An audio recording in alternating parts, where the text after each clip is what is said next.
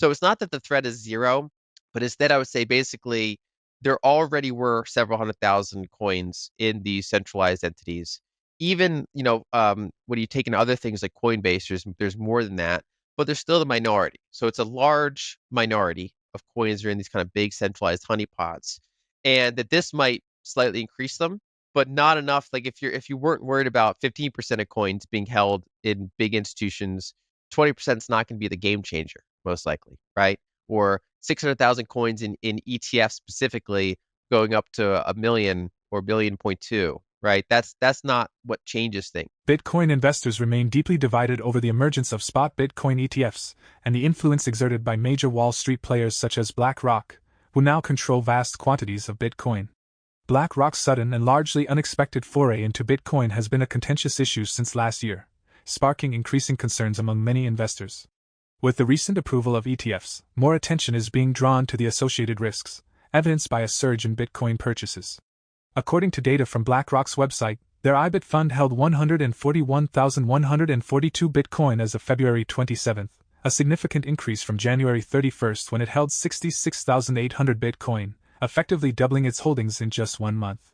Meanwhile, BlackRock's spot Bitcoin ETF continues to outpace its competitors in various metrics.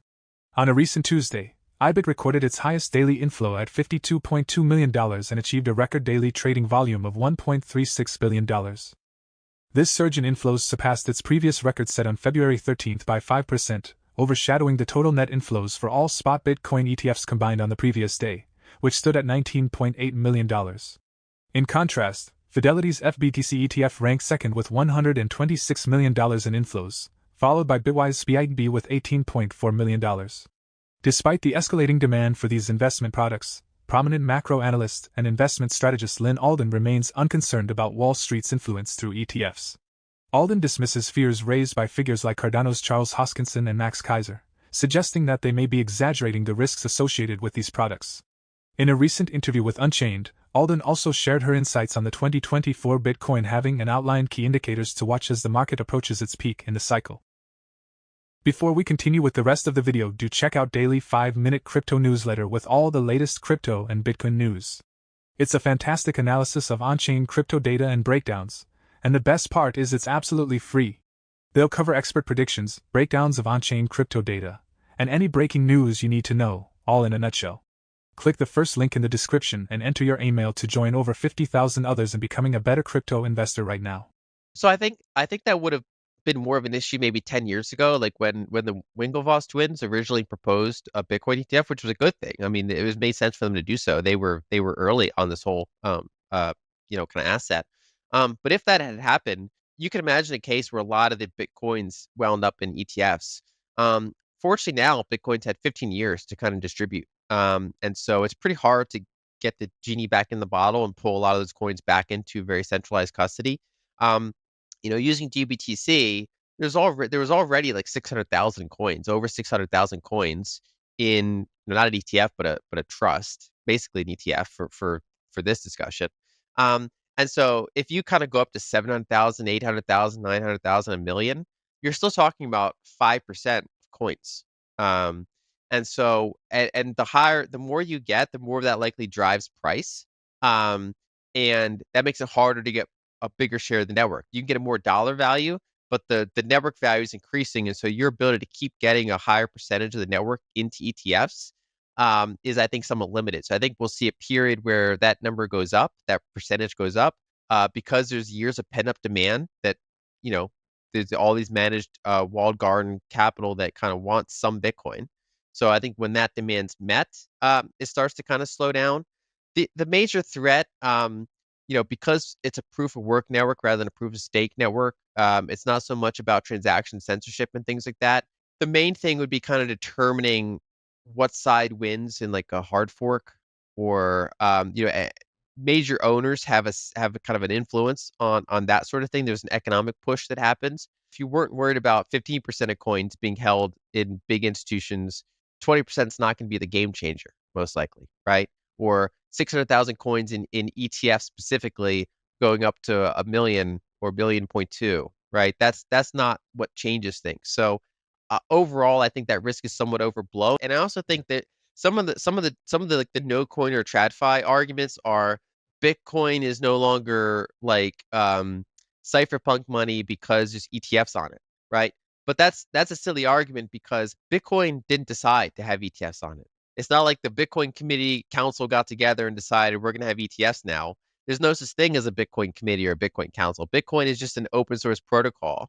And now TradFi has decided to put structures on top of part of it to bring some of it into its own system.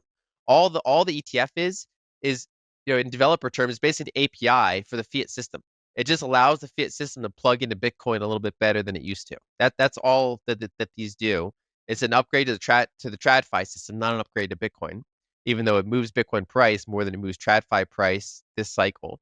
And so that doesn't change the fact that there's other uses of Bitcoin that are more cypherpunk, right? If our parents have Bitcoin in an ETF, right, that's not particularly cypherpunk, but they don't really have a cypherpunk need right now. So they're like fine with that. Whereas I think that, kind of the ongoing battleground will probably be around privacy. So Bitcoin has kind of won the war for like existence. And I actually think it's starting to turn the tide about the whole energy debate. There's a lot of really good pushback on the whole Bitcoin's going to consume all the world energy and boil our oceans narrative. And there's been a lot of pushback on that, both in terms of narrative and in terms of grid balancing or the understanding that it mostly uses stranded energy and it's incentivized to use the cheapest energy in the world, which is mostly energy not being used, right? That is slowly getting into the media, into academia.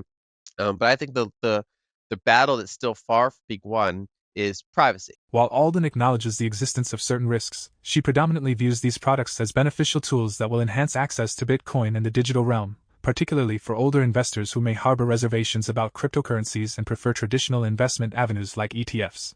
The respected analyst also advocates for broader discourse on pressing matters such as privacy and technologies that can expedite Bitcoin adoption within smaller communities globally. During her interview, Alden also delved into the forthcoming halving event and its potential impact on Bitcoin's price. Currently trading above $60,000, the leading cryptocurrency remains approximately $110,000 below its all-time high. With the halving approaching in April, many Bitcoin investors anticipate significant price movements. While some focus on short-term gains, Alden underscores the event's significance in the long run. Here are further excerpts from the interview. I think it's oversold in the near term. Like, there's no strong correlation between the halving and, say, 3-month price action. Sometimes the bull market's already underway before the halving starts. Sometimes the bull market happens after the halving. It's a fairly small percentage of volume overall, and changes in demand can matter a lot more. Where I think the halving really matters is actually over the longer term. Obviously, if Bitcoin did not get more disinflation over time, the price would be much lower. If there were still 50 coins coming out per block, that would be huge. You'd have to have a much lower price in order to absorb the amount of issuance coming. And so it's certainly relevant. And I think the main thing is actually the higher lows in each bear market.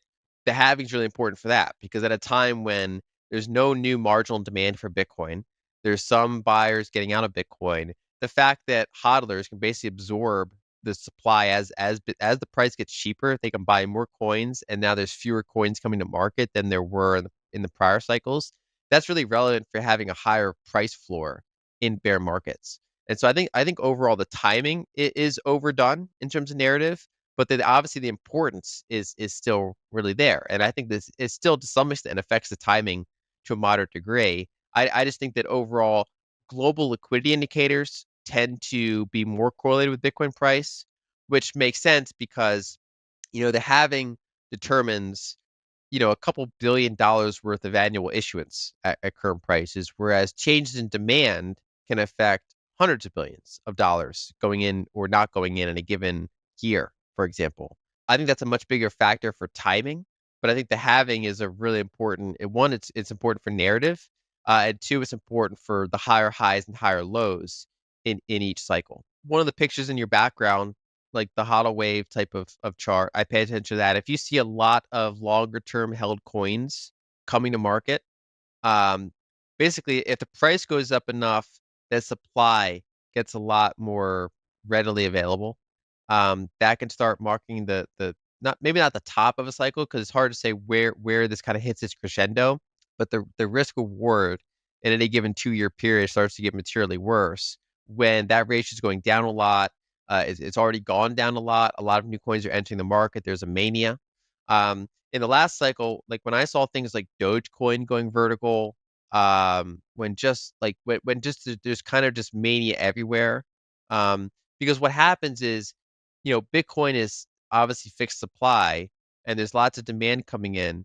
But when that demand starts to get very not focused, and when there's all sorts of supply that starts popping up to meet that demand, whether it's like I said, the older coins unlocking and saying, "Hey, you want my coin for $250,000? It's yours," right? Like that.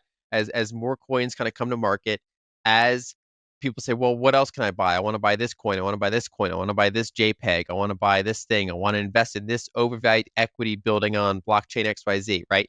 All of that is meeting demand. And there's infinite amount of supply of random stuff that can keep coming to market to meet that demand. And so you start to get closer and closer to the risk of saturating demand for that cycle. And then you have like a bust where people get disillusioned. They bought at the top. It's kind of late money bought at the top, and then you go through kind of a shakeout cycle to get rid of all that excess.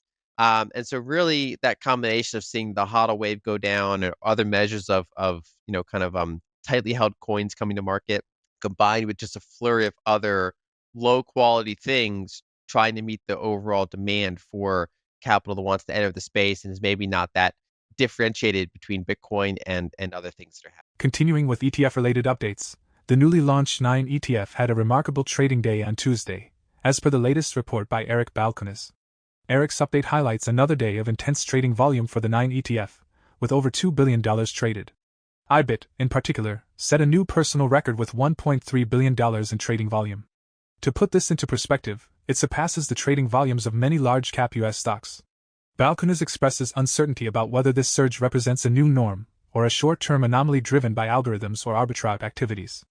Additionally, he notes the significant number of individual trades on IBIT, exceeding 100,000 for the day. Previously, the ETF averaged between 30,000 to 60,000 trades daily, indicating a notable increase in activity. Despite initial speculation that the uptick in trading volume was due to the extended President's Day weekend, the continued surge in activity on Tuesday refutes this theory. Similar to Bitcoin, it appears that even experts are uncertain about the behavior of these Bitcoin ETFs in the short term. However, it's evident that more capital is seeking entry into the market, driving rapid demand and potentially further price appreciation. The debate continues regarding BlackRock's impact on Bitcoin. Is it beneficial or detrimental?